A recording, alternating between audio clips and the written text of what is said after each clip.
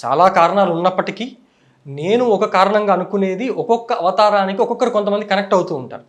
అలాగా దత్తాత్రేయ స్వామి ఒరిజినల్‌గా స్వామి, దాని తర్వాత శ్రీపాద వల్లభులు, నృసింహ సరస్వతి స్వామి, అక్కలకోటి మహారాజ్, మాణిక్య ప్రభు ఎంతమంది వచ్చినా కూడా కొన్ని అవతారాలు కొంతమంది కనెక్ట్ అవుతాయి. అలా కనెక్ట్ అయిన నా మనసుకు అత్యంత దగ్గరైన అవతారం శ్రీ నృసింహ సరస్వతి స్వామి.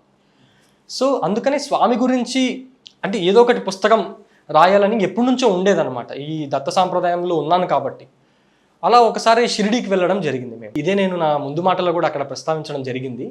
షిరిడీకి వెళ్ళినప్పుడు స్వామి నేను ఈరోజు ఒకవేళ నాకు పుస్తకం ఏదైనా దొరికి దాన్ని చదివి అధ్యాయం చేసి రాయాలి, మనం ఏదైనా క్లుప్తంగా రాయాలనుకున్నప్పుడు స్వామి ఇలా జరిగితే ఈరోజు దొరికితే నేను రాస్తాను, లేదంటే రాయను అని నిర్ణయించుకున్నా బాబా దగ్గర.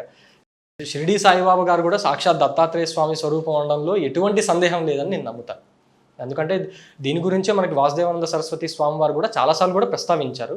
ఆయనే ఫాలో అవుతున్నప్పుడు ఆయన చెప్పిన దాన్ని కూడా ఫాలో అవడంలో తప్పులేదు కాబట్టి మనం కూడా ఫాలో అవుతున్నాం అనమాట. ఈ రకంగా నాకు గురు చరిత్ర రాయడానికి ప్రేరణ అనేది ఏర్పడింది. దాని తర్వాత ఎన్నో సంఘటనల ద్వారా గురు చరిత్ర పుస్తకం అనేది రాయడం జరిగింది.